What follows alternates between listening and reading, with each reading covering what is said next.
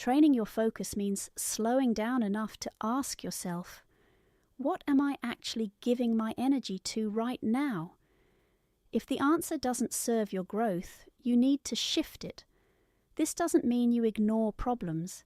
It means you don't feed them more than they deserve.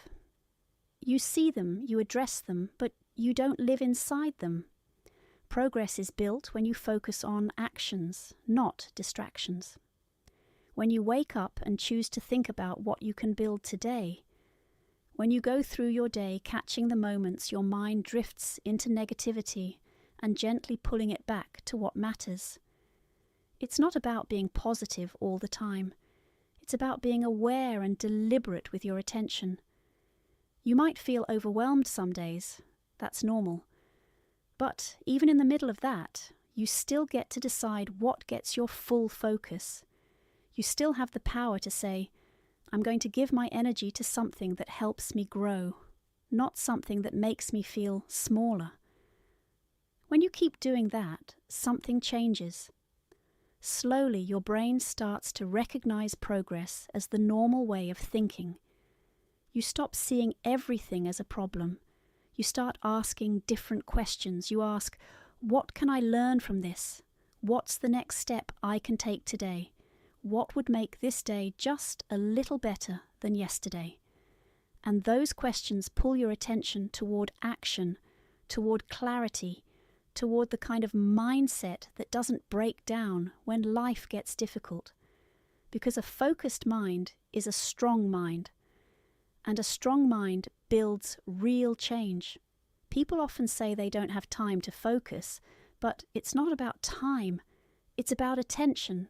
You can have 5 minutes of deep focus that moves your life forward more than 5 hours of mindless distraction. It's not the clock that's holding you back. It's how much of your day you give away to things that don't grow you. Your phone is a tool. Your environment is a tool. Your thoughts are tools. But if you let those tools take over, your focus becomes fragmented and progress dies in a distracted mind. So how do you start training your focus? You practice every day. You take small moments to center yourself. You write down what matters to you. You set short goals that bring clarity. You track where your attention goes when you're tired, overwhelmed, or frustrated. You learn to catch your mind when it slips into patterns of overthinking, self-doubt, or anger, and you redirect it. This isn't something you do once. This is something you build. Focus is a practice. It's a skill. And like any skill, the more you work on it, the stronger it gets. The more consistent you are, the more natural it becomes. You don't need perfect focus. You just need better focus than yesterday. If your focus was scattered all week, but today you took 30 minutes to work with deep clarity, that's progress, that's growth, and that's how change begins. Small decisions, clear direction, real effort. Your attention is one of your greatest powers, but you have to use it like it matters.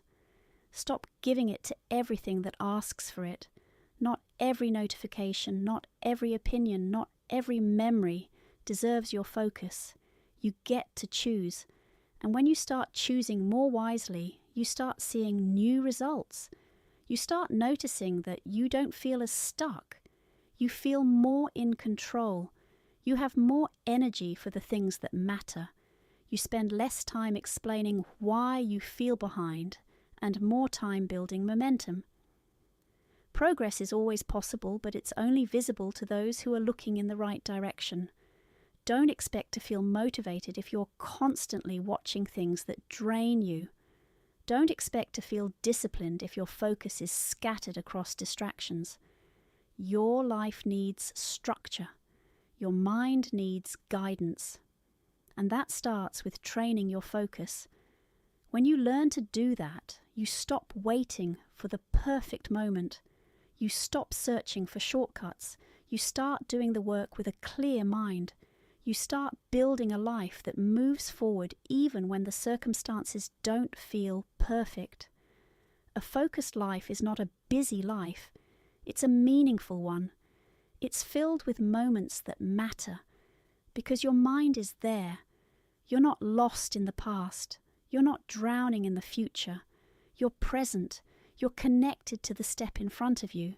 And that's where progress grows. So don't rush through this process. Don't look for fast results. Just stay with your focus. Practice noticing where it goes. Practice pulling it back to your priorities.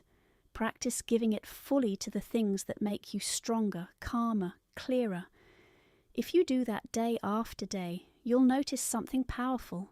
You'll realize your problems haven't disappeared, but your focus has shifted. And because your focus shifted, you became someone who builds instead of breaks. Someone who moves forward instead of staying stuck. Someone who trains their attention to follow growth, not chaos.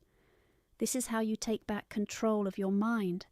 This is how you take back control of your results. Train your focus and progress will follow. Chapter 3. Act before fear makes the problem feel too big.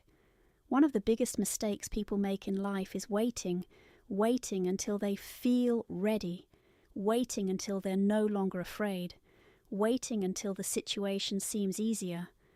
But the longer you wait, the harder everything starts to feel. Fear doesn't shrink on its own. It grows. It multiplies. The more time you spend thinking about the problem without doing anything, the more impossible it starts to look.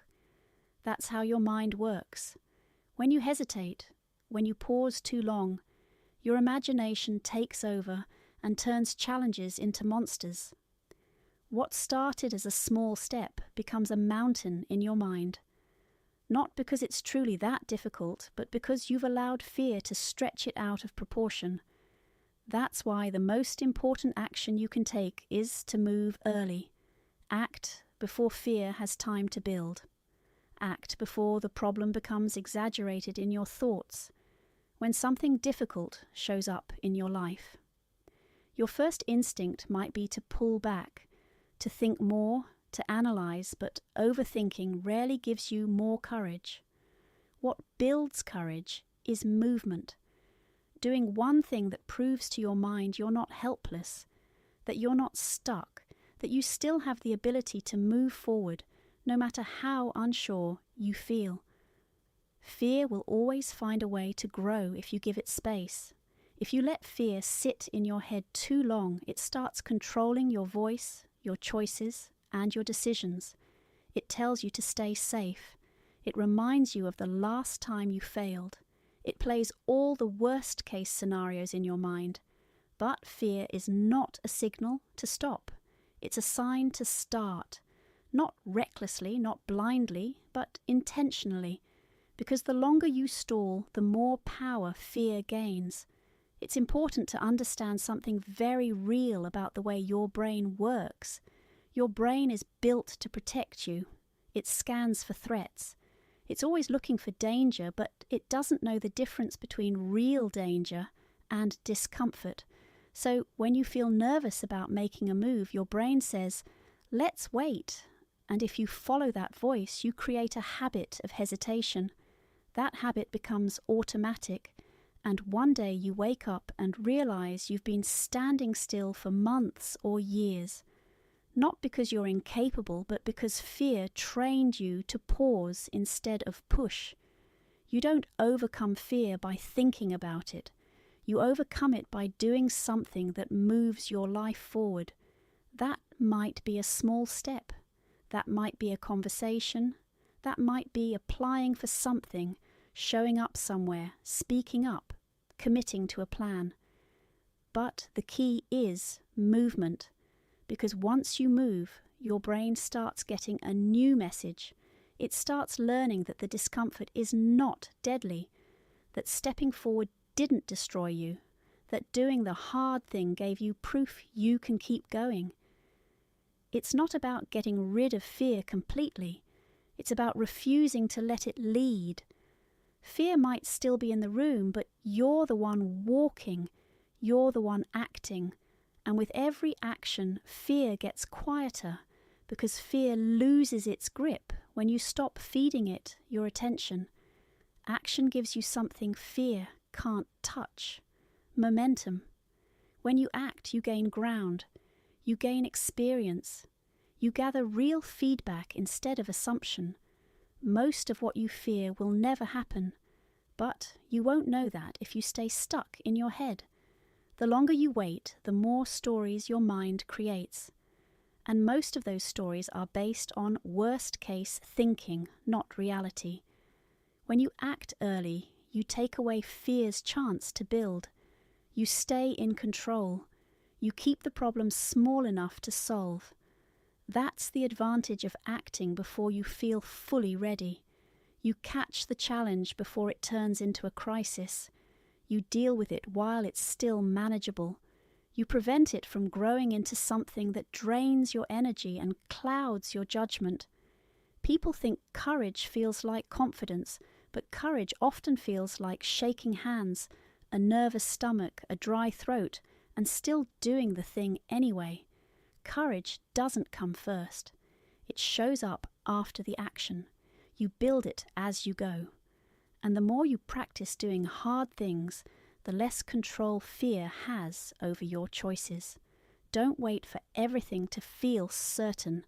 That moment might never come.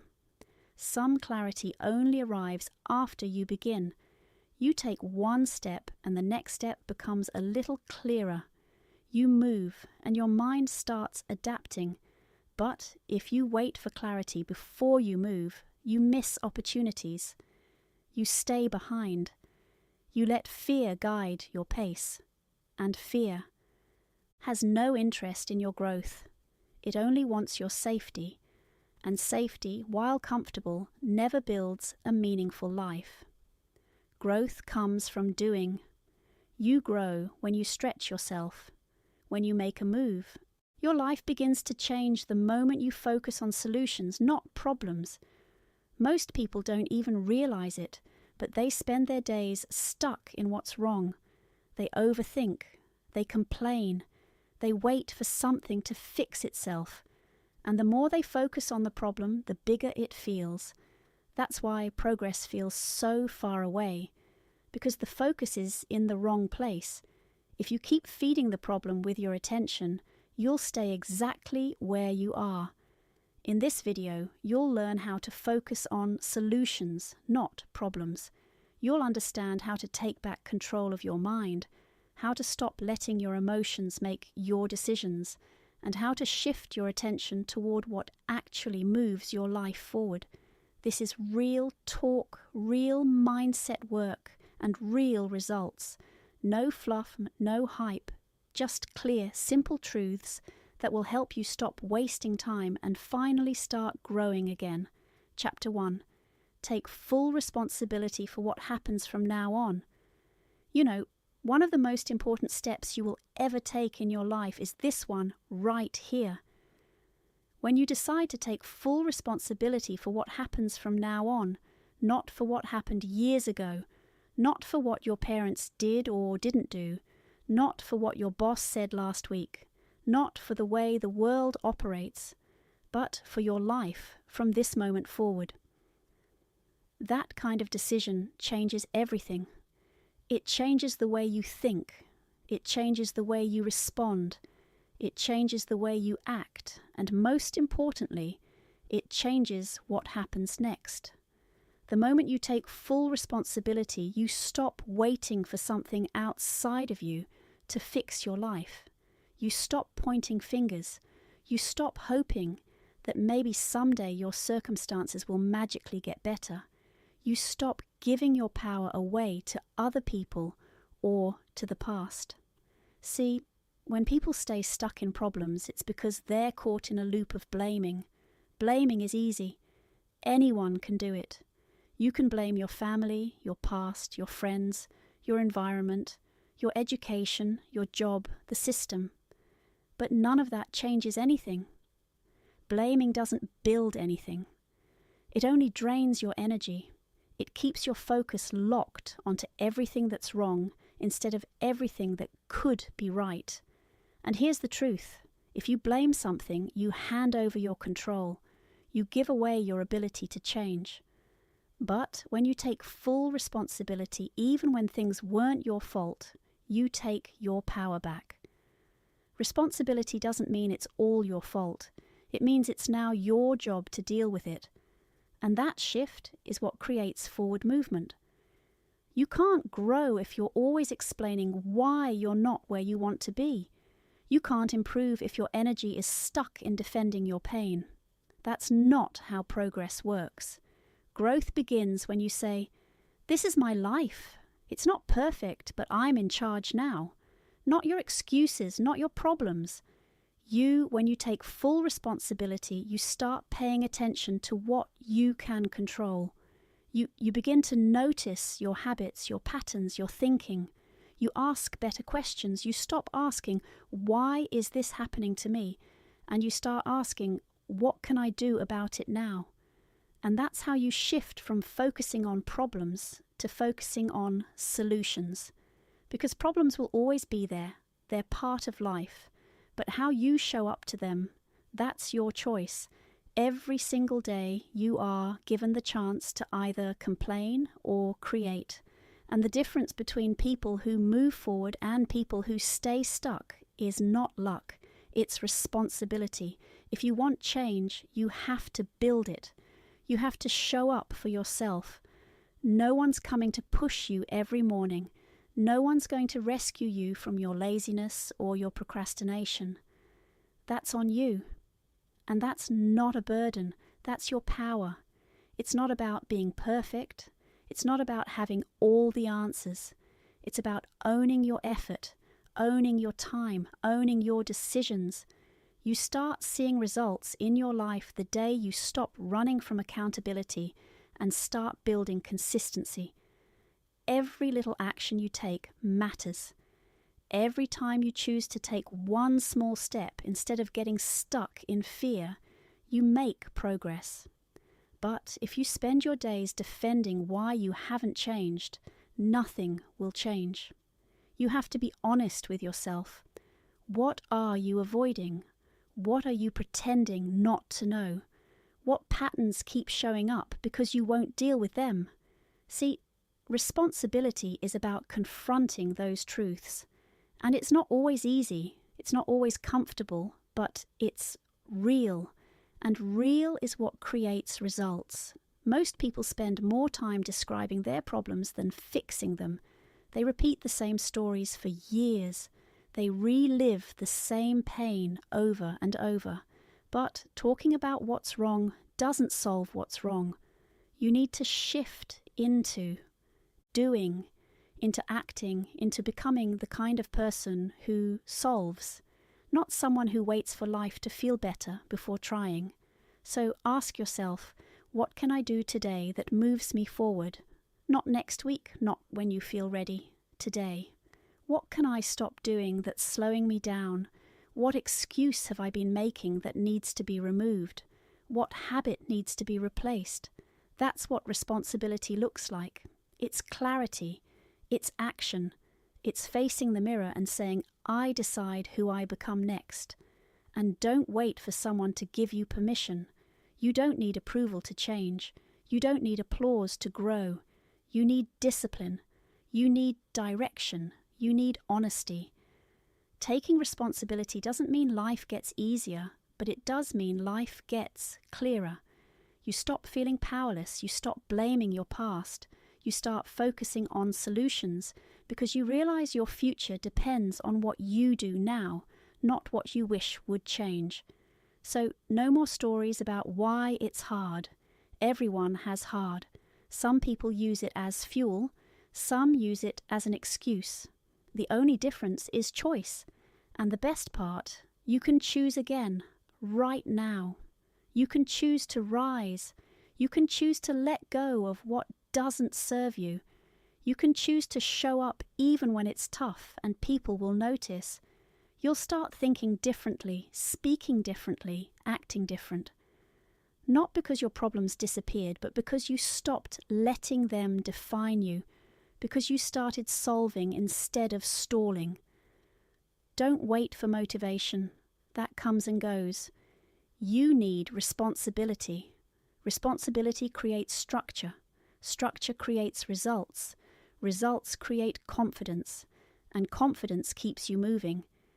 It all begins with a decision, a real one, the kind where you draw the line and say, from here on out, I own my life. Not halfway, not when it's easy, every day. And you'll fail. You'll mess up. That's part of it. But if you keep showing up, keep learning, keep owning your effort, you'll keep growing. That's what matters. You don't have to change everything today. You just have to take responsibility for your next step. And then the next one. Because once you get in the habit of owning your choices, your mindset shifts. You become someone who builds instead of waits. Someone who solves instead of avoids. That's where real strength comes from. Not from having no problems, but from building the habit of rising above them. That's what it means to focus on solutions. That's what it means to take responsibility for what happens from now on. Your time starts now, not tomorrow. Not when it's convenient. Now. Show up, own your path, be the reason your life moves forward, and never forget. Your future depends on the actions you take today. Chapter 2. Train your focus to go where progress can grow. Your life will always follow the direction of your focus. If your focus stays on what's missing, what's broken, or what hasn't worked, then your mind will build patterns around those things. You'll feel stuck, not because there are no opportunities, but because your mind is constantly replaying the parts that are broken. That's not because you're weak. It's because your attention is being trained in the wrong direction. Every day, most people wake up and their attention immediately goes to what's wrong. They think about the stress, the noise, the problems, the things they don't like.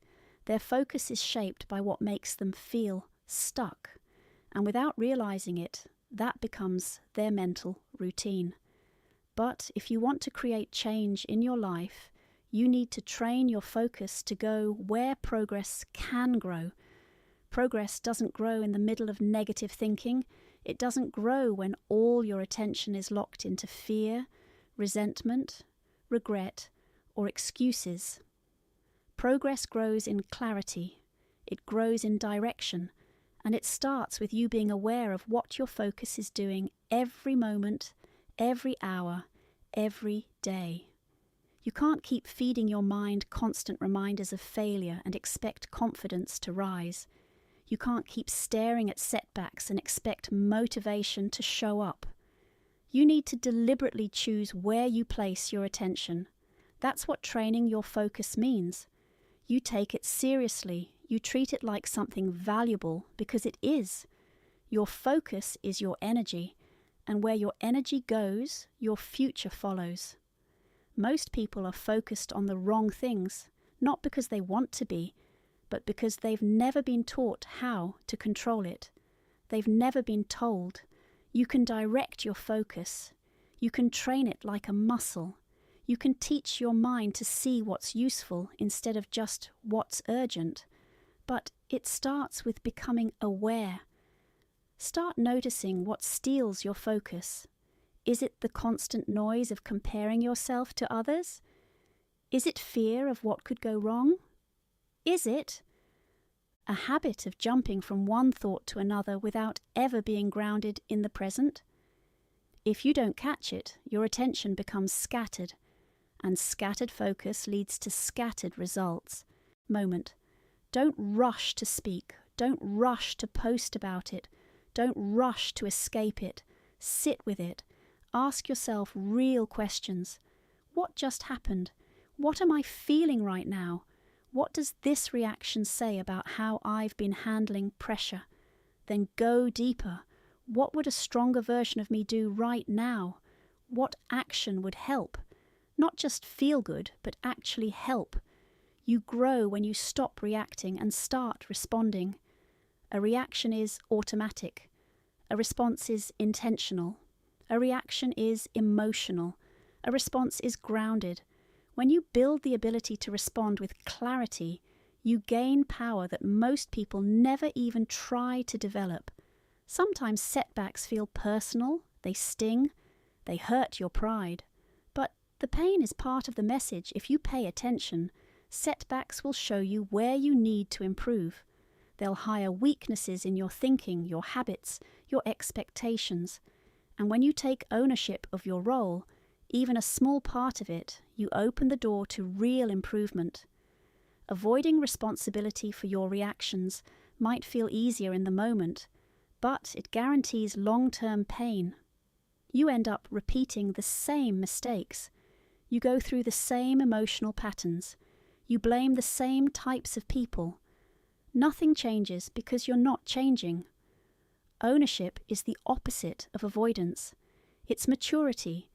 It's the decision to lead yourself even when things feel unfair or unexpected. You don't need to have all the answers. You don't need to pretend you're unaffected.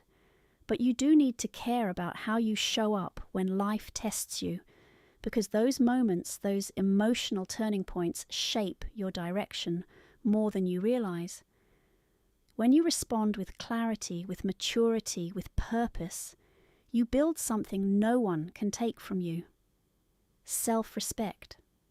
Taking full ownership of how you react doesn't mean you suppress your emotions. It means you manage them. It means you don't let them decide your next move. You feel them, you process them, and then you choose what to do. You don't lash out. You don't quit. You don't sit in anger or shame. You breathe. You reflect. You move forward with strength. You also need to stop waiting for perfect circumstances to practice this. You won't learn how to respond better if you only work on yourself when life is calm. You learn in the heat. You grow in the challenge. You develop mental strength when you apply it in real time. Not when everything feels easy, but when things feel hard. And don't confuse responsibility with guilt. Ownership is not about blaming yourself for everything. It's about recognizing your power to choose your attitude, your focus, and your next action. That power is yours. Even when things feel completely out of control, even when you feel tired, misunderstood, or unafforded, you still get to choose how you handle it. You also can't control how others respond to you, but you can always control how you respond to them. Some people will test your patience, some will doubt you, reject you, disrespect you, but when you take ownership of your response, you protect your peace. You don't hand over your emotional stability to someone else's behavior. You decide how you want to feel. You decide what standard you want to live by. That's what makes you stronger than the moment. When things fall apart, your reaction either builds your character or exposes what still needs work. That's not something to fear. That's something to use. Let your reactions become a learning ground. Pay attention to the patterns that keep coming back. Do you get defensive too quickly? Do you shut down? Do you try to avoid reality? Those reactions are habits, and habits can be changed. Start small. The next time something annoys you or stresses you out, catch your reaction. Pause. Don't let it take over. Ask yourself, is this how I want to respond? Is this who I want to be right now? That small pause is the beginning of a new habit, a better habit, a habit of conscious reaction. And that habit repeated over time creates maturity, strength, and clarity. If you really want to grow, study your reactions more than you study your plan. Your reaction shows you where your real work is. It shows you what still controls you. It shows you whether you lead your life or let your emotions lead you. This is not easy work, but it's powerful and it's worth it, because the day you take full ownership of how you react is the day you stop being controlled by outside forces. You stop being a victim of every setback. You stop depending on external things to keep you calm or strong. You become your own foundation. When you build that foundation, setbacks stop being permanent. They become temporary. They lose their power to define your mood, your self-worth, or your direction. You might still feel pain, but the pain won't control you. You might still feel pressure, but it won't break you. You'll handle things differently, not because life got easier, but because you got stronger. This kind of strength is quiet. It's not because it's easy, but because it's necessary. Even small steps matter. They build mental strength. They show you what you're capable of. They create progress, and progress gives you energy. When you see movement, you feel motivated. When you feel stuck, you lose belief in yourself. That's why action is always the answer. When fear starts speaking louder, you don't need to know everything to begin. You need to know what matters right now. You need to trust that progress doesn't come from perfect conditions. It comes from deciding this matters to me and I'm willing to act before fear takes over. That mindset creates a life of results, a life of growth, a life that keeps moving even in the face of uncertainty. Think about how many things you've avoided because fear made them seem too big. Think about the chances you didn't take, the conversations you avoided, the goals you postponed. Not because they were impossible, but because your mind kept enlarging the problem. And now imagine if you had acted earlier. If you had taken that first step before fear built a wall around it, your life would be in a different place. It's not too late to change that. The next time something feels intimidating, ask yourself, what can I do right now that moves me forward even a little? That one step might be all it takes to shift your momentum, and momentum is powerful. It breaks hesitation. It builds belief. It reminds you that fear doesn't get to decide your direction. Train yourself to catch fear early. Learn to recognize when it starts whispering reasons to wait.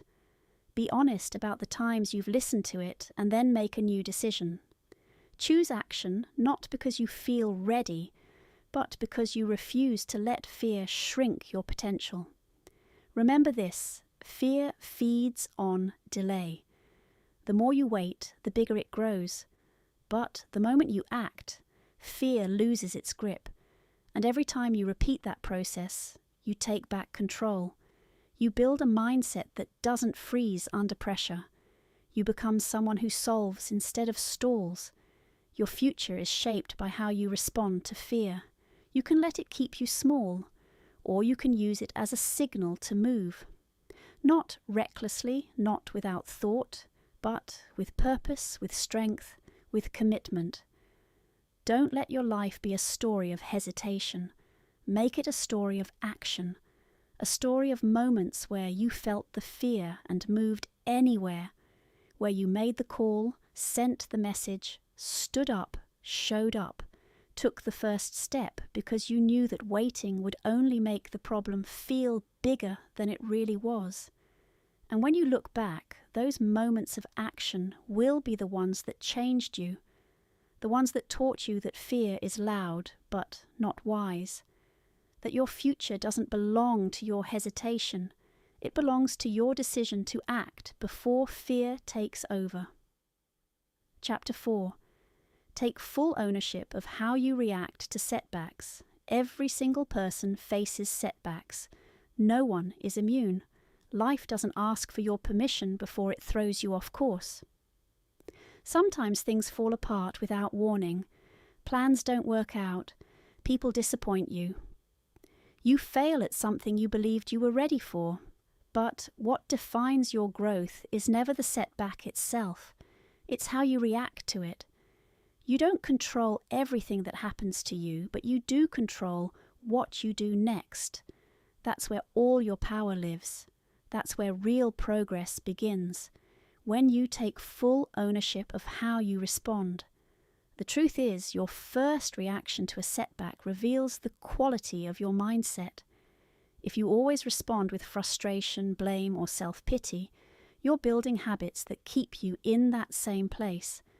But if you train yourself to pause, stay aware, and choose a response that moves you forward, you start building a different kind of life, one that gets stronger under pressure instead of weaker.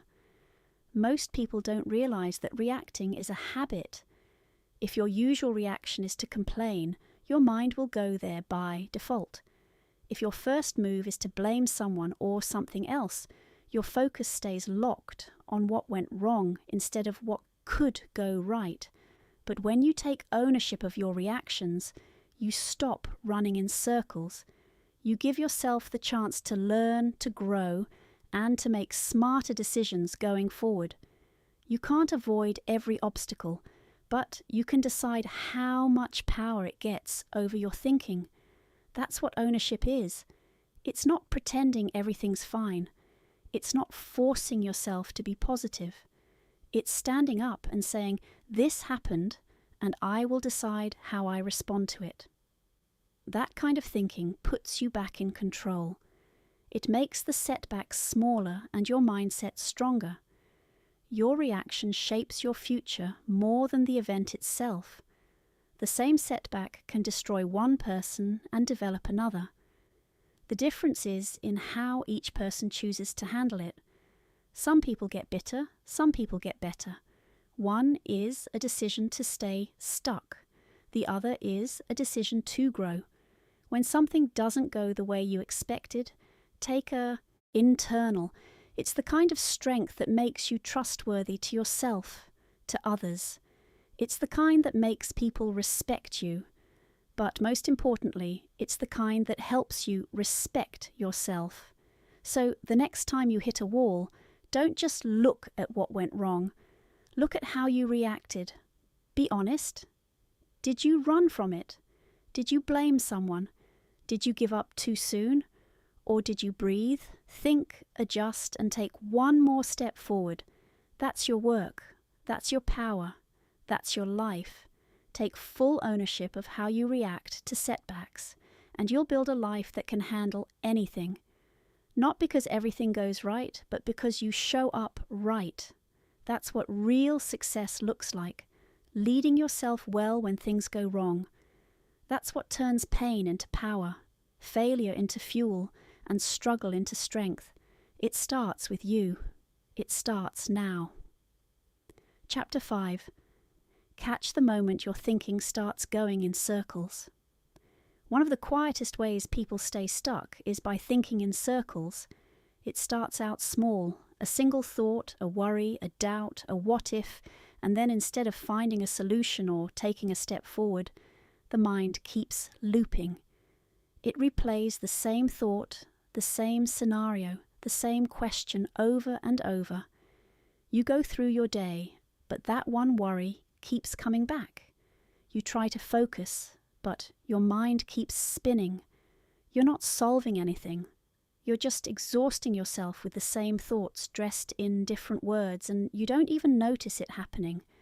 That's the danger of circular thinking. It feels like thinking, but it's really just spinning. It gives the illusion of effort, but it's not progress. It drains energy, builds stress, and blocks clear decisions. If you want to grow, if you want to solve your problems and move forward, you have to learn to catch the moment your thinking starts going in circles. That moment matters because the longer the loop continues, the harder it becomes to break it. Your thoughts begin to reinforce each other. They feed off your fear. They start building emotional momentum. And soon, you're not just thinking. You're stuck in a pattern that controls how you feel, how you behave, and how you respond to life. The key is awareness, not judgment, not panic, just awareness. You need to start paying attention to the way your mind moves. Begin noticing the signs.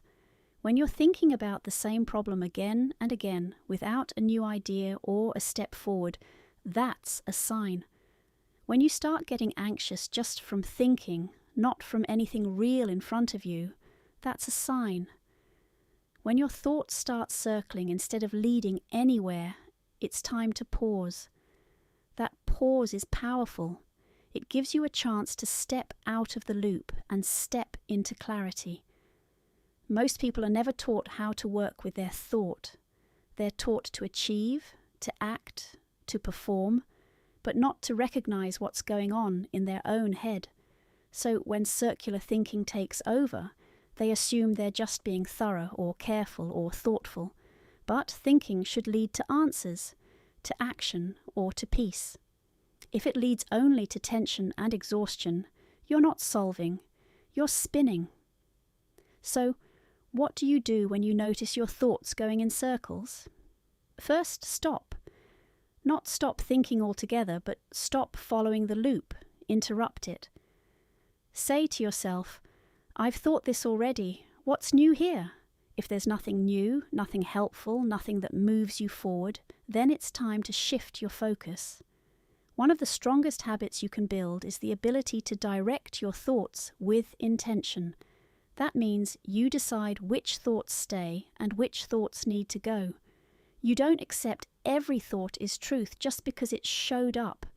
You filter, you question, you challenge what doesn't serve your growth. That's how you regain control over your thinking.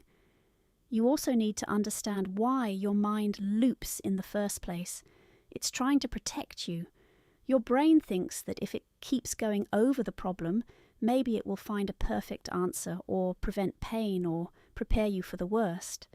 But what it's really doing is holding you in a state of emotional paralysis. Nothing changes. You just get more stress. So remind yourself, thinking without action doesn't reduce fear. It increases it. Now, this doesn't mean thinking is bad. Thinking is powerful. Reflection is valuable. But there's a difference between productive reflection and repetitive rumination. Reflection looks for lessons, makes plans, and creates change. Rumination just repeats the same discomfort again and again. That's the difference between clarity and confusion. One leads to movement, the other leads to mental F. When you train yourself to catch circular thinking, you create space for something better. You open the door to new thoughts, new solutions, and a calmer state of mind. You stop feeding the cycle and start building a different pattern, one where your thoughts serve you, not control you. You can start by writing things down. When a thought keeps repeating, put it on paper. Ask yourself, what's the real issue here? What am I afraid of? What's one action I could take today to reduce this fear? Writing breaks the cycle. It gets the thought out of your head and into a place where you can look at it with more clarity. You can also shift your attention physically, move your body, change your environment, go outside, exercise, breathe deeply. When the body changes, the mind follows. Sometimes you don't need more thinking. You need a pattern interrupt, something to shake your system out of the loop. Don't wait for peace to arrive on its own. Create it by becoming intentional with your focus. Redirect your energy toward the things that build you. Don't allow your mental space to be occupied by the same few thoughts on repeat. That kind of thinking doesn't just waste time, it wastes potential. Catch the loop early. The earlier you catch it, the easier it is to redirect. But even if you've been stuck in a loop for hours or days, you can still break it. You just have to notice it. Awareness is always the first step to change. Another helpful practice is asking better questions. Instead of asking, why do I always feel this way? Ask, what can I do about it right now? Instead of thinking, what if it all goes wrong?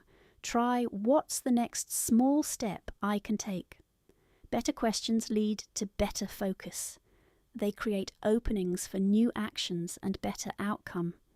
Surround yourself with people who remind you to think clearly, not people who feed your fears or join you in your mental spirals. Choose people who challenge your assumptions, who encourage you to take action, who help you see things from a wider view. Sometimes a simple conversation with the right person can break a mental loop you've been trapped in for days.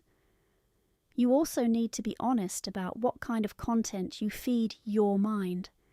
If you're constantly watching or reading things that trigger anxiety, stress, or comparison, you're giving your mind more material to loop around.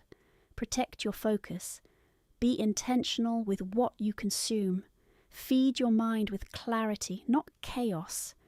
You won't always catch the loop right away. That's okay. This is a skill you build with practice.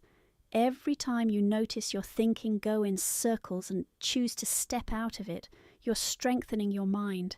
You're building mental discipline. And that's one of the most important skills you can develop if you want to grow in life. There's nothing weak about struggling with your thoughts. Everyone does. But there's something powerful about choosing to face that struggle with awareness and strategy. You don't have to be perfect. You just have to care enough about your mental clarity to work on it, to pause, to shift, to catch the loop and choose better. When your mind is clear, your life starts to move. You make better choices. You feel less overwhelmed. You see solutions that were hidden behind the noise. That's what happens when you stop spinning and start directing your thought. Your life is shaped by the quality of your focus, and the quality of your focus depends on how quickly you catch your mind when it starts circling. Catch it early, train it daily, guide it firmly, and build a future that reflects clarity, not confusion. That's how real progress is made. One clear thought, one better reaction, one strong decision at a time. Chapter 6. Create space to think instead of rushing into panic. Most people are trained to react, not to think. When something unexpected happens, when plans go off track, when someone says something hurtful, when you get bad news or face a sudden challenge, the natural instinct is to panic. You feel it in your chest. Your thoughts speed up. Your breathing shortens. Your decisions become fast, emotional, and often poor. That panic creates pressure, and that pressure pushes you to act even when acting immediately isn't the right thing. It makes you feel like you have to fix everything right now. But rushing is rarely the solution. In fact, rushing often creates more problems. What you really need in those moments is space. Space to breathe. Space to see clearly. Space to think. Thinking takes intention. It requires mental stillness. But in a world that celebrates urgency, that kind of stillness is rare. People are praised for being quick, for reacting fast, for moving constantly. But clarity doesn't come from chaos. It comes from calm. If you want to make good decisions, if you want to stop letting panic control your life, you need to build the habit of creating space between what happens and what you do next. That space is powerful. It gives you the ability to separate the situation from the story you tell yourself about the situation. It helps you slow down long enough to ask the right questions instead of acting on impulse. Without that space, you respond out of habit, and most habits formed under stress are not helpful. They're just familiar. When you panic, your thinking narrows. You stop seeing options. You focus only on what's wrong, not on what's possible. You stop thinking long-term and make short-term decisions to escape discomfort. And when those rushed decisions add up, your life feels out of control. But it's not the circumstances that did it. It's the absence of mental space. You can't expect to build a strong life if your mind is always in emergency mode. Strength comes from grounded thinking, from slowing down long enough to evaluate, reflect, and choose wisely. This doesn't mean you avoid action. It means your action is thoughtful, not impulsive. It means you decide from clarity, not from panic. Creating space starts with self-awareness. You need to know what triggers your panic. Is it pressure from others, fear of failure, the need to please people?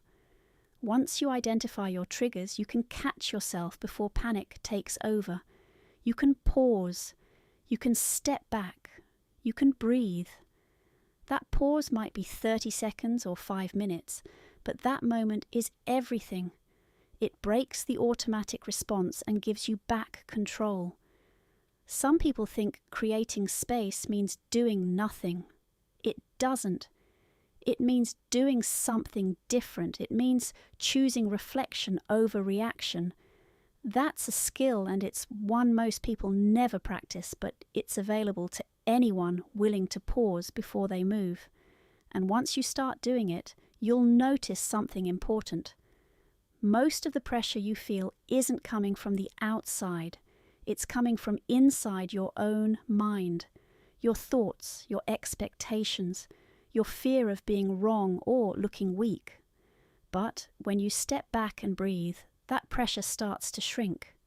The problem doesn't disappear, but your ability to handle it grows. That's the difference between reacting and responding. One feels urgent and chaotic. The other feels deliberate and focused. To build this habit, you have to create systems in your life that support stillness. Maybe it's taking 5 minutes in the morning before your day begins just to sit quietly and center yourself. Maybe it's journaling in the evening to release the mental noise. Maybe it's learning to say, I need a moment when a situation feels emotionally charged. These small practices make a big difference. They train your mind to seek space instead of spiraling into panic. You can also train your body to support this process. When your body is tense, your thoughts follow. When your breathing is shallow, your mind feels pressure. But when you relax your body, when you breathe deeply, when you slow your movements, your brain gets the message. It's safe to think, and that's when better ideas come. That's when you see the full picture instead of just the problem. In high-pressure moments, most people want quick answers, but what they need are better questions. Questions like, what matters most right now? What's one smart thing I can do? What's within my control? Asking questions opens your thinking. It pulls you out of fear and into focus. And that's where good decisions are made. Don't expect others to create that space for you. In fact, people around you might want quick decision. They might rush you, pressure you, or expect you to react immediately. But that's not your job. Your job is to stay grounded, to protect your clarity, to value your peace more than their expectations. Because if you give up your thinking space to please everyone around you, you lose yourself. And a life without mental clarity becomes reactive, chaotic, and empty. Protect your time. Protect your thoughts. If something feels urgent, ask yourself, is it really urgent or is it just uncomfortable? That distinction is important. Not everything that feels urgent deserves immediate action. Some things need space. They need time to breathe. They need quiet thought. And the more you give yourself that, the more confident you become in your choices. This is not about being slow. It's about being smart. It's about making decisions that serve your future, not just your emotion. When you rush, you satisfy the moment. When you think, you serve the long term, and life rewards those who can hold both urgency and clarity at the same time. You're going to face situations that test you. People will misunderstand you. Plans will fall through. Emotions will rise. But that doesn't mean you need to panic. That's your old habit. That's the reaction you used to rely on when you didn't know there was a better way. Now you do. Now you can pause. Now you can create space. You can say, I don't need to figure this out in the next 5 minutes. I need to think clearly. I need to understand what's happening. I need to move from strength, not from fear. And the more you do this, the more you trust yourself. You stop fearing problems because you know you can handle them with a calm mind. You stop avoiding pressure because you've trained yourself to stay grounded in it. That's what builds real confidence, not the absence of challenge, but the ability to think clearly when it comes. This kind of control doesn't show up overnight. You build it over time. Each time you pause instead of panicking, you're changing your pattern. You're building a new pathway in your brain, one that says, I don't need to rush. I don't need to react. I can think. You'll start to notice that people around you react to life very differently. Some people always seem frantic, always stressed, always overwhelmed. Others seem composed, thoughtful, effective. The difference is not that one has fewer problems. It's that one has learned to protect their space. They've trained themselves to pause. And that's what you can do too. You deserve that kind of peace. You deserve to live with intention, not just reaction. You deserve to trust yourself even in uncertain moments, but that starts with one decision, the decision to create space, not tomorrow, not when things calm down. Now, in this moment, in the next challenge, in the next pressure-filled situation, you get to choose. You get to breathe. You get to think. And once you start living that way, you'll wonder why you ever gave panic so much power. You'll see how much better life works when you give your mind the time and space it needs to lead you forward. And you'll build a future not out of reaction, but out of real, thoughtful, steady action. That's how strong minds are built. That's how wise choices are made. And that's the kind of life you were meant to create. Chapter 7. Ask yourself what would actually help right now. Most people don't realize how often they get in their own way simply because they don't pause to ask the right question. They get caught up in frustration, doubt, stress, or confusion, and they keep pushing through it, repeating the same thoughts, the same complaints, the same behaviors without stopping to reflect. But progress doesn't come from pressure alone. It comes from clarity, and one of the fastest ways to find clarity is to ask yourself a simple question in the middle of the mess. What would actually help right now? Not what feels good, not what looks impressive, not what others expect. What would actually help right now? That question cuts through the noise. It forces your mind to shift from overthinking into practical thinking. It moves your attention away from blame, regret, and wishful thinking and back to real action. It's not a complicated question, but it's one that very few people ask themselves in the moments when they need it the most. When your day is falling apart and nothing seems to be working, what would actually help right now? When you feel tired, angry, or discouraged, what would actually help right now? When you're overwhelmed with options and can't make a decision, what would actually help right now? Not next week, not next month, not when you have more time or energy right now. This question works because it forces you to step into the present. Most stress lives in the past or the future. You replay something that already happened, or you worry about something that might happen. But rarely do people sit with the current moment long enough to understand what they really need. That's why asking this question brings you back to the center. It grounds you. It stops the spiral. It gets you thinking clearly again. You can't move forward if you don't know what you're aiming for. And in moments of pressure, the mind wants to escape, not act. You look for distractions, reasons, or escape routes.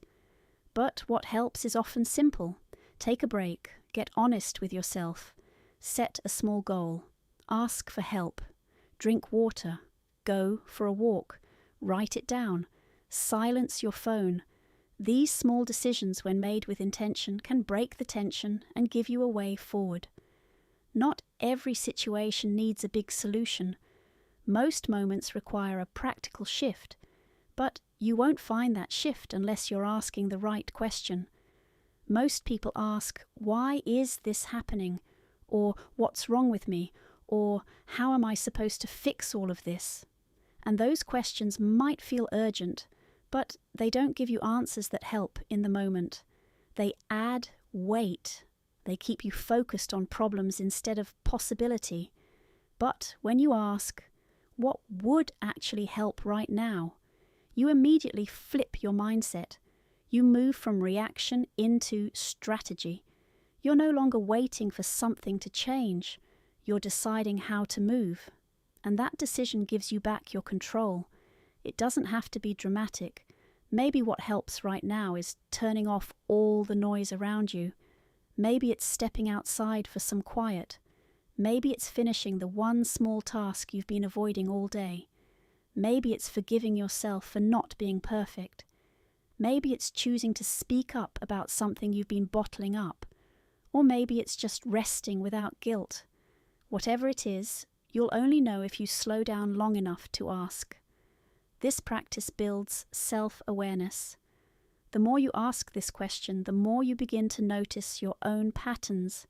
You start recognizing what throws you off and what brings you back. You become better at responding to stress with intention rather than emotion.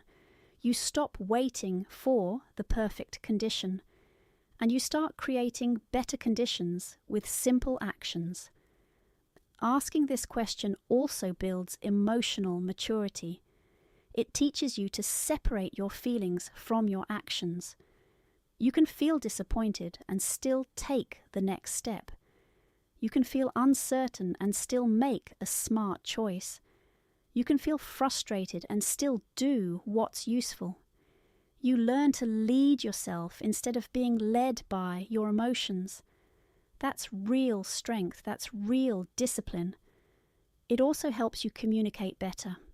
When you're in a tough conversation and your emotions are starting to take over, you can pause and ask yourself quietly, what would actually help right now? Sometimes it's listening more. Sometimes it's saying less. Sometimes it's walking away for a minute to cool down. That small question can save you from saying things you don't mean or doing something you regret. It gives you a better grip on your behavior. This question isn't just for hard times either. It works when things are going well. If you're feeling focused and productive, ask yourself what would actually help right now to keep this momentum going. You might realize you need to protect that time, cut distractions, or dive deeper into what's working. It keeps your progress intentional, not accidental. If you feel like you're spinning your wheels, this question gives you a reset. It shifts you away from wishful thinking and into reality. You start solving, not stalling. You stop hoping things will get better on their own. And you begin taking responsibility for how you respond to your current situation. Over time, this becomes a habit. Instead of feeling overwhelmed by problems, you become the kind of person who steps back, breathes, and looks for a real solution. Not a perfect one, but one that helps in the moment. That's how confidence is built, not through huge achievements, but through the steady habit of solving what's in front of you. This mindset also trains you to stop catastrophizing everything. You learn that not every bad moment means everything is ruined. You stop making problems bigger than they are because you've trained yourself to look for small, practical steps forward. You start to believe in your ability to handle life because you've proven it to yourself over and over in small ways. The more you practice this, the faster your recovery time becomes. You'll still face stress. You'll still have bad days, but you won't stay there as long. You'll catch yourself. You'll regroup. You'll shift your attention from the noise to the action. And that's where your progress lives. Not in perfect planning, but in present awareness. Start using this question in your daily life. When you're tired, ask it. When you're stuck, ask it. When you're emotional, ask it. When you're distracted, ask it. Write it down. Put it where you'll see it. Make it part of how you think. And the more you use it, the more power you take back from your emotions, your environment, and your old patterns. You'll begin to notice you waste less time. you'll catch yourself before you spiral. You'll make fewer excuses and more progress. And you'll become someone who doesn't wait for circumstances to change because you've trained yourself to change your response instead. That's what self-leadership looks like. It's not loud or dramatic. It's a quiet question, a simple pause, a better decision, one moment at a time. That's how you stay grounded. That's how you keep moving forward. And that's how you turn your attention into action that actually makes a difference, not someday, right now. Chapter 8. Replace complaining with one simple action every day. Every day people waste time, energy, and potential by complaining. It becomes a habit so quickly you don't even realize you're doing it. You wake up tired, so you say it out loud. You see something you don't like, and you point it out. Someone makes a mistake, and you talk about it to someone else. You hear bad news, and you add your voice to the noise. Little by little, this habit builds a mindset, and that mindset creates a life that's reactive, negative, stuck.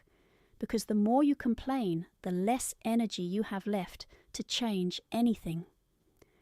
Complaining doesn't fix the situation. It doesn't make you stronger. It doesn't give you a better outcome. It simply keeps you focused on what's wrong. And when your attention stays locked on what's wrong, you stop seeing what's possible. You stop looking for what can be done. You spend your day in frustration instead of progress. It's easy to complain. That's why so many people do it. It doesn't take discipline. It doesn't take courage. It takes nothing from you, except your peace and your power. But if you want your life to get better, you have to do better with your words, your attention, and your effort. And the best place to start is simple. Replace complaining with one useful action every day. One small action, not a perfect solution, not a huge leap. Just one thing that moves your life in the direction you say you want. Because what you do daily shapes who you become. If your daily habit is to find something to complain about, you become someone who sees the world through frustration. If your daily habit is to take one step forward, no matter how small, you become someone who builds progress instead of talking about problems. Most people complain because it feels like release. You're upset. Something didn't go right and you want to let it out. You want someone to hear it. You want to feel validated. That's understandable. But you have to ask yourself, what does this do for me after I complain? What's actually better? Did the problem go away? Did my mindset improve? Did I grow, or did I just waste more time sitting in what I already knew? Now imagine if every time you caught yourself complaining, you stopped and asked yourself, what's one thing I can do right now that helps? Maybe it's sending an email you've been avoiding. Maybe it's organizing something in your space. Maybe it's checking off one item on your list. Maybe it's apologizing. Maybe it's drinking water and resetting your energy. It doesn't have to be big. It just has to be different from complaining. That shift builds a powerful habit. You teach your brain that discomfort doesn't need to be expressed through negativity. It can be transformed through action. And that action creates motion. It creates momentum. You stop repeating the same emotional patterns because you're interrupting them with real movement. This doesn't mean you suppress your feelings. It means you respect them enough to do something useful with them. If something upsets you, notice it, but don't just talk about it. Move with it. Ask yourself, what would progress look like here? Then take one step in that direction. That's how you take responsibility without being overwhelmed. One moment, one choice, one shift in direction. When you replace complaining with action, your confidence grows. You begin to trust yourself again. Because instead of relying on someone else to make things better, you're showing up for yourself. You're being the kind of person who handles things even when it's inconvenient, even when you're tired, even when it's not fair. You don't need to be perfect. You don't need to fix everything. You just need to stop using your words to describe how stuck you feel and start using your time to change what you can. The results won't always show up right away, but your mindset will shift instantly because deep down your brain knows the difference between expressing and improving. And the second you take action, it knows you're leading your life instead of being led by circumstances. The habit of complaining creates mental fatigue. It wears you out before the day even begins. It makes you feel powerless because all you're doing is reacting. But when you build a habit of small daily action, you build emotional resilience. You learn that even on the worst days, you still have choices. You still have the ability to respond instead of repeat. Start small. Pick one moment in your day when you notice yourself complaining. That could be in traffic, at work, at home. Catch it, and right there, do something instead. If you're stuck in traffic and getting annoyed, use that time to learn something. Listen to an audiobook or reflect on your goals. If you're about to complain about a coworker, stop and ask yourself what needs to be said directly or what part of the situation you can influence. If you're complaining about how tired you are, ask yourself if you've had water, food, or sleep, and fix one of those things before repeating how drained you feel. These are not huge changes, but they are powerful because they're consistent, and consistency is what rewires your mind.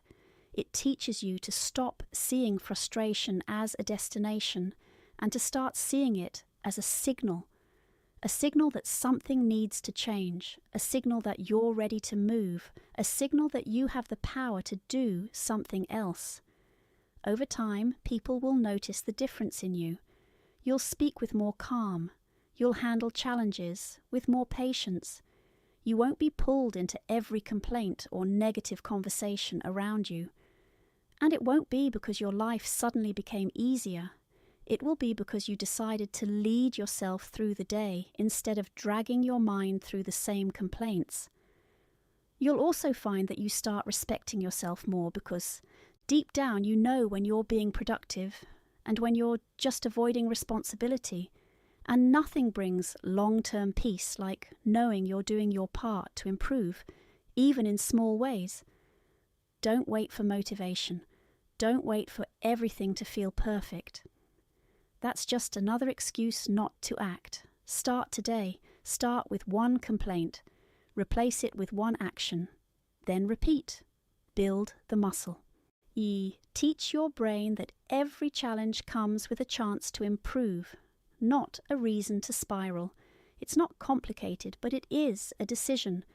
You choose which habit you feed, complaining or creating. You choose whether you describe the problem or work toward the solution.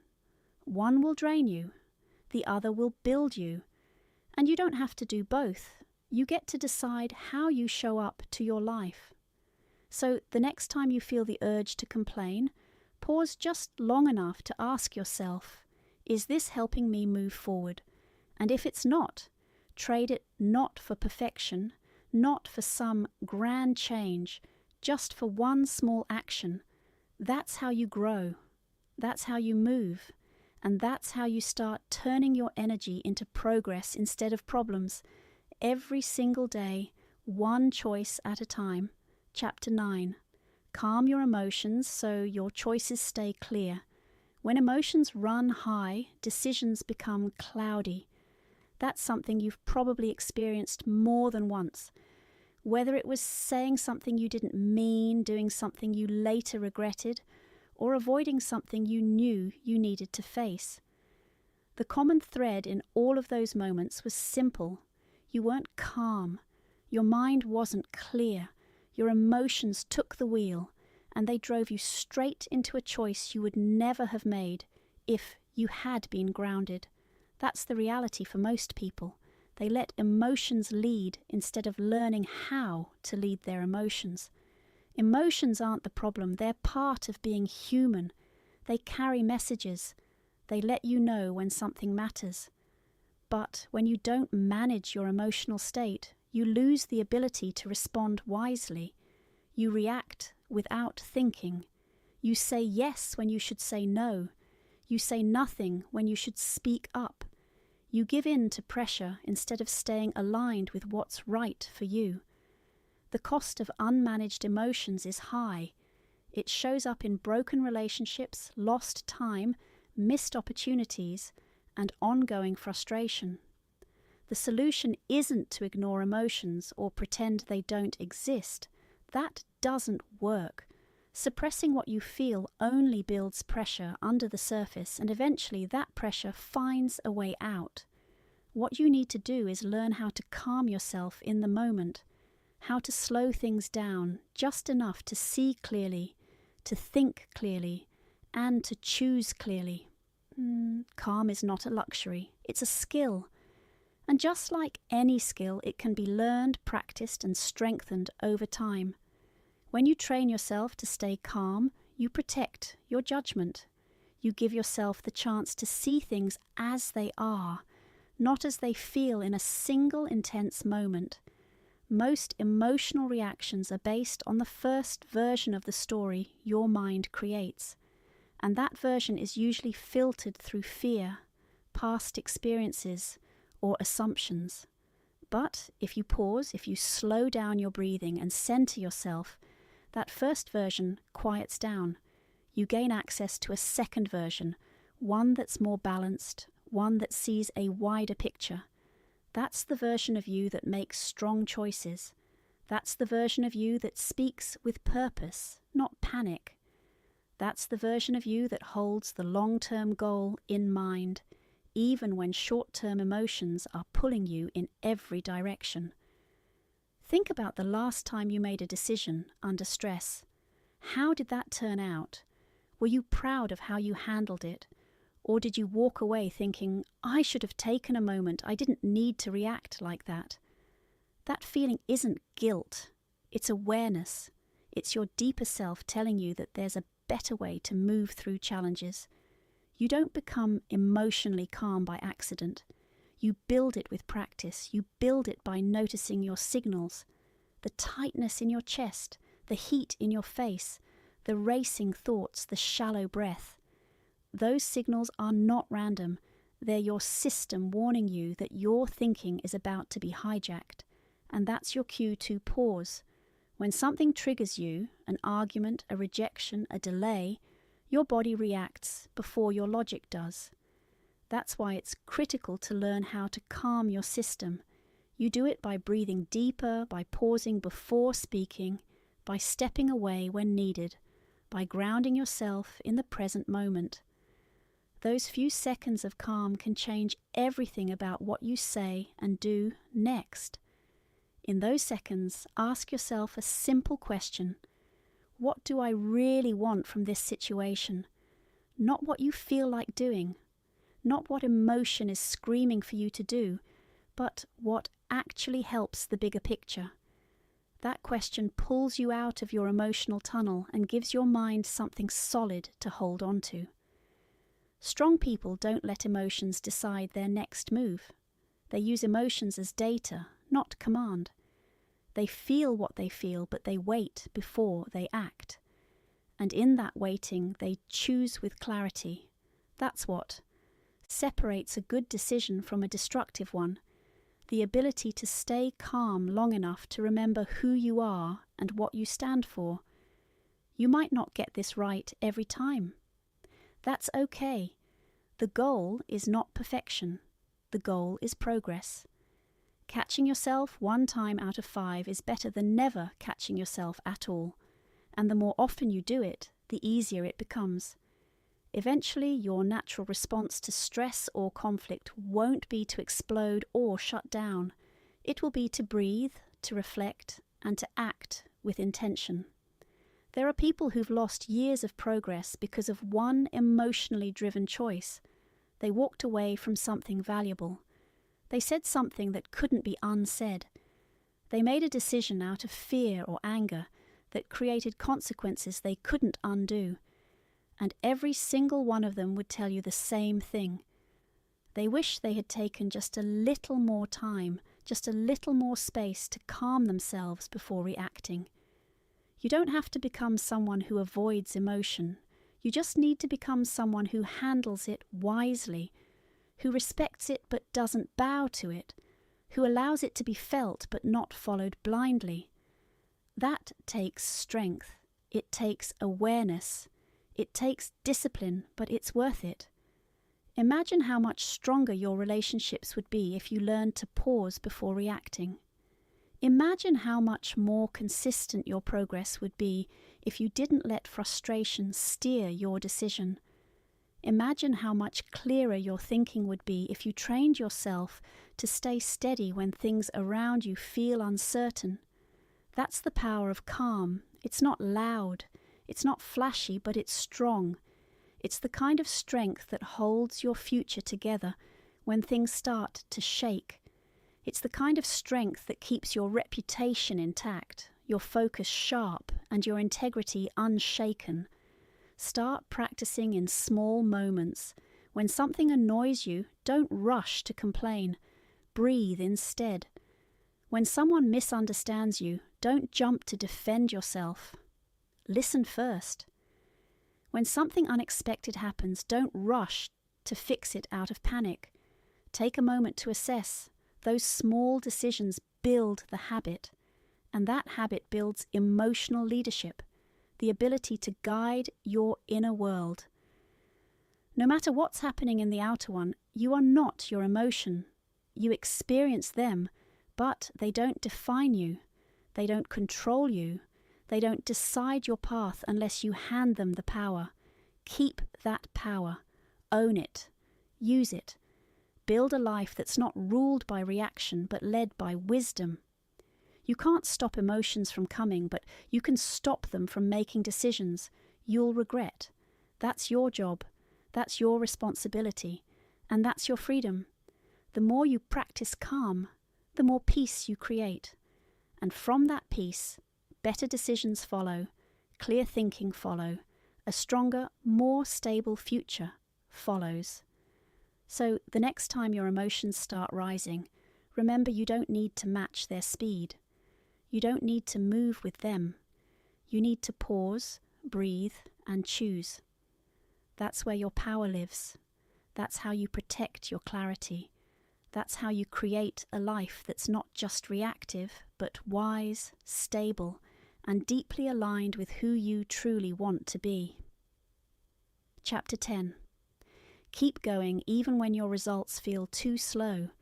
Progress doesn't always look exciting. It doesn't always come with applause, clear milestones, or big wins. Most of the time it's slow, quiet, ordinary. And that's what makes it so difficult to stay committed. When you're working hard and not seeing results as fast as you hoped, it's easy to start questioning everything. You start wondering if you're wasting your time, if you're doing something wrong, or if maybe it's just not meant for you. That kind of thinking creeps in when effort isn't followed by quick reward. But here's what you need to understand. Slow results are still results. The pace may not be what you expected, but if you stop now, you erase every step you've taken so far. Real growth isn't fast, it's consistent. It's built through repetition, small choices, daily effort. The kind of progress that lasts doesn't happen overnight. It happens quietly behind the scenes when no one is watching and nothing seems to be changing, but something is changing. You just can't see it yet. That's the part that requires belief. Not blind hope, but strong belief grounded in discipline. Most people don't fail because they don't have talent or potential. They fail because they stop too soon. They walk away in the middle of the process because they expected results to match their effort right away. When it doesn't happen like that, they assume it's not working. But what they don't realize is that slow progress is part of how the process works. Your mind, your habits, your outcomes, they all need time to shift. It's not about instant gratification. It's about long-term transformation. Think about how long you spent building your current habits. Years, maybe decades. You can't expect to reverse them in a week. You're not just changing what you do. You're changing how you think, how you respond, how you carry yourself in the face of challenge. That takes time. And if you walk away every time, it feels slow. You never give yourself the chance to reach the result you were aiming for in the first place. You have to learn to move without needing constant evidence that it's working. That's the kind of maturity most people never develop. They're driven by how they feel instead of what they've committed to. When they feel excited, they act. When that feeling fades, they stop. But discipline says, I'll keep going anyway, even when it's boring, even when it's hard, even when I don't feel motivated, because the goal still matters, because I'm not doing this for applause. I'm doing it for growth. That's the mindset that creates something meaningful. You don't have to go fast. You just have to go steady. Keep doing the right things. Keep showing up. Keep making the choices that move you forward, even if the progress is hard to see right now, because everything you're doing is building something. Every choice, every action, every small decision, it's stacking up. You're either stacking effort that supports your future, or you're stacking reasons to stay the same. The speed doesn't matter as much as the direction. When you feel discouraged, when the days feel long and the results feel invisible, remind yourself that this is the part most people give up in. And that's exactly why you should. Because if you stay consistent through the slow seasons, you become the kind of person who can handle success when it comes. You develop the patience, the strength, and the mindset required to keep going once you actually get the result you've been working for. People often say it's not working when what they really mean is it's not working fast enough. But if you've been putting in the work, if you've been honest with your effort, and if you've been doing the right things, even inconsistently, then you're moving forward. You just have to keep going long enough for the process to catch up. You can't rush real change. You can't speed up growth just because you want it to happen faster. It takes what it takes, and it's your job to keep showing up during the wait. That wait is where you build character. That wait is where you learn the difference between interest and commitment. Anyone can be interested when it's new and exciting, but staying committed when the excitement wears off, that's where transformation happens. This is where most people look for shortcuts. They want the quick fix, the overnight success. But what they don't realize is that every shortcut has a cost, and that cost is often a weak foundation. If you get something too fast, you're not prepared to hold on to it. You haven't built the habits or the strength to maintain it. That's why slow growth is actually a gift. It prepares you. It strengthens you. It makes you ready for what's coming. Remind yourself why you started. Go back to the reason, the goal, the future you imagined when you first committed to this path. That vision still matters. It's still real. It's just waiting on your consistency to catch up. Don't let the slow pace convince you to stop. Keep building. Keep working. Keep choosing the action over the excuse. Every day, no matter how small, no matter how long it takes, you're not stuck because you're slow. You're only stuck if you stop. Slow onus is not failure. It's a sign that you're doing the hard work, that you're walking through resistance, that you're building something real. Don't compare your journey to anyone else's timeline. You have no idea how long they've been working behind the scenes. Focus on your own pace, on your own progress, on your own direction. The world moves fast. Social media shows results, not the work behind them. Don't fall for the illusion that everyone is moving faster than you. They're not. Everyone has seasons of slow growth, setbacks, and waiting. But the ones who keep going, the ones who stay consistent through those seasons, those are the ones who reach their goals. You're doing better than you think. The fact that you're still here, still trying, still showing up, that means something. That means you're in this for the right reason. Don't let frustration distract you from what's still possible. Don't let impatience convince you to give up on something that still has value. You don't need massive wins every day. You need to keep your head down and keep moving. One step, one task, one choice at a time. Some days will feel slow. Some days will feel like nothing changed. But if you look back over time, you'll see it. The shift, the growth, the new mindset, the stronger version of you. Stay focused. Stay steady. Don't quit. Just because it feels quiet. That quiet is where your strength is being built. That silence is where your next breakthrough is forming. You don't have to see it yet to believe in it. Just keep going. And when you want to give up, remember this. Slow progress is still progress. And the only way to lose is to stop. So don't keep moving. Keep building. Keep believing. The results will come. Maybe not today, maybe not tomorrow, but they will come. And when they do, you'll be glad you never walked away.